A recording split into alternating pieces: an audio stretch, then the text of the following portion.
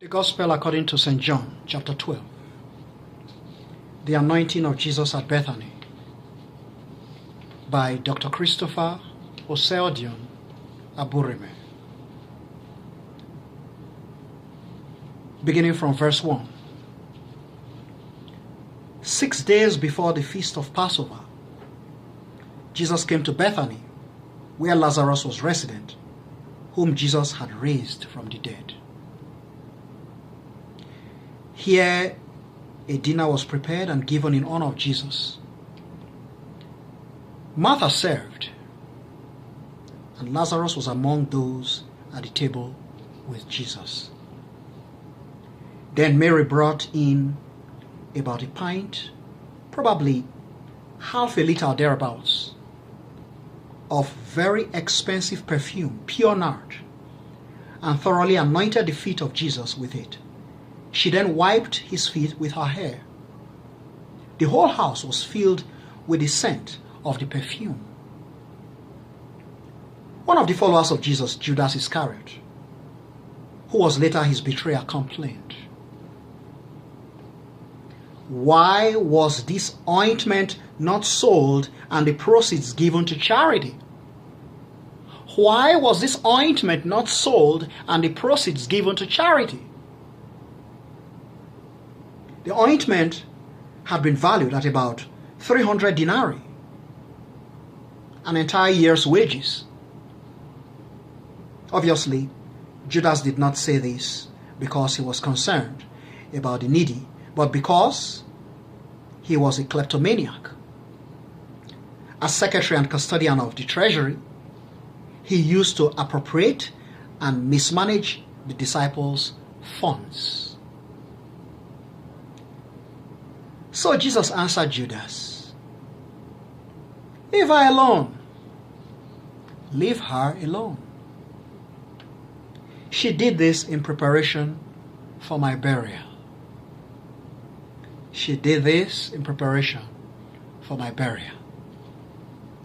You will always have the needy in your midst, but you will not always have me. In the meantime, a great throng of Jews learned that Jesus was there and came, not only on account of Jesus, but also to see Lazarus face to face, whom Jesus had raised from the dead. So the leading priests plotted to kill Lazarus also, since it was on account of Lazarus that many of the Jews were departing from their leaders, going over to Jesus and believing in him.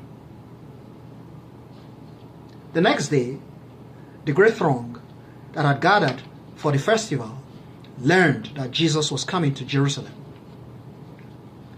They took branches of palm and went out to welcome him, shouting, "Hosanna! Hosanna! Blessed is he who approaches in the name of the Lord. Blessed is he who approaches in the name of the Lord. Blessed be the King of Israel. Blessed be the King of Israel forever." Jesus found a young donkey, mounted it, and was seated, thus fulfilling the written prophecy.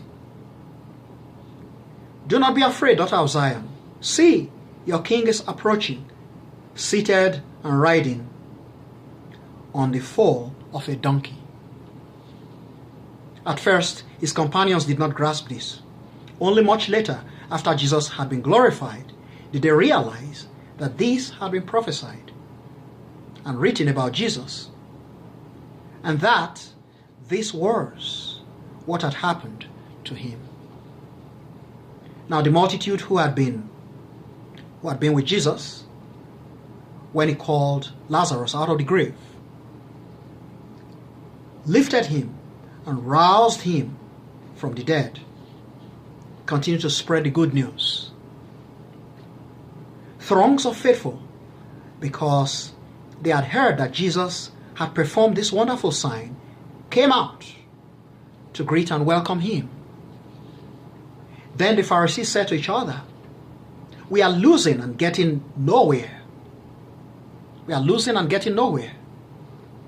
Look, the whole world has gone after him already."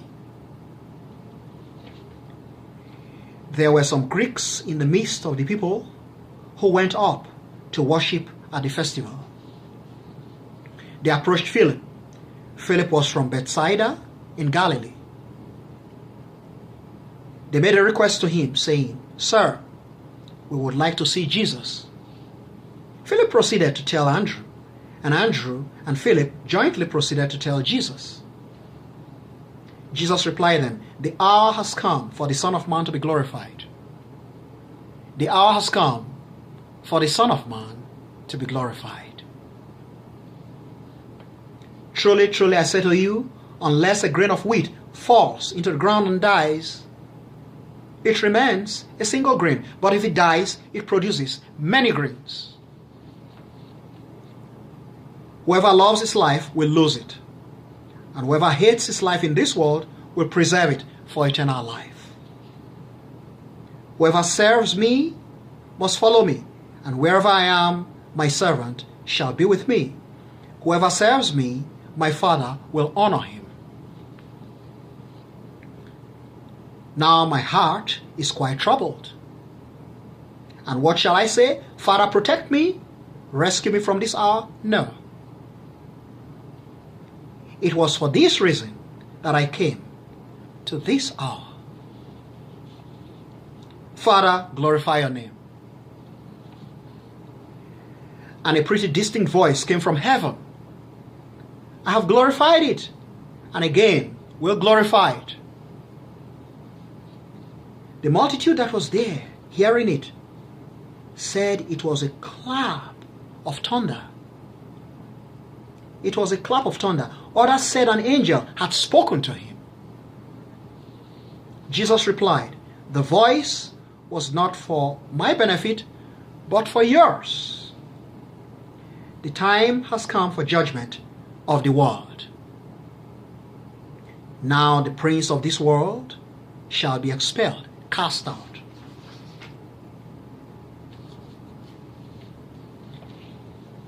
But when I am raised high above the earth, I shall draw all men to myself." He spoke these words to show the kind of death he was going to die. The masses answered, "We have learned from the law that the Christ will remain forever. So how can you say the Son of Man must be raised high? Who is the Son of Man?" Then Jesus said to them, "You are going to have the light only a little longer now.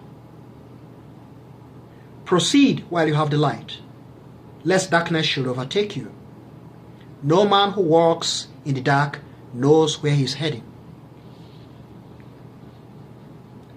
Believe in the light while you have the light shining, so that you may become sons of light." When Jesus had finished speaking, he departed and was hidden from them. Now, in spite of all the wonderful works and signs Jesus had performed in their presence, most of the people still would not believe in him. This was to fulfill the prophecy of Isaiah, the great prophet. "Lord, who has believed our teachings? Who has believed our teachings? And to whom has the saving power of the Lord been revealed?"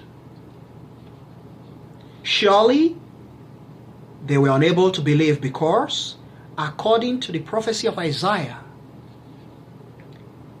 he has blinded their eyes and hardened their hearts, so that they should not see with their eyes, nor understand with their hearts, nor change their ways, so that I will heal them. Isaiah said this because he saw the glory of Jesus and thought about him. Yet, there were large numbers, even among the leaders, who believed in Jesus, but they could not declare their faith publicly because of the Pharisees, for fear they would be expelled from the synagogue. for they cherished human praise and glory more than the praise and glory of God. Then Jesus declared openly, "Whoever believes in me believes not only in me, but in God who sent me. And whoever sees me sees the one who sent me. I have come into the world of men as a light, so that no man who believes in me should remain in darkness. Whoever hears my words but does not preserve them with care, I do not judge. For I did not come to judge the world, but rather to save it. There is a judge, however, for the person who rejects me and does not accept my message. The message itself, which I have proclaimed, will be his judge on the final day. For I did not speak on my own authority, but the Father who sent me gave me his instructions regarding what I should say. And I know his instructions mean eternal life. And I know his instructions mean eternal life. Therefore, whatever the Father tells me to say is what I say.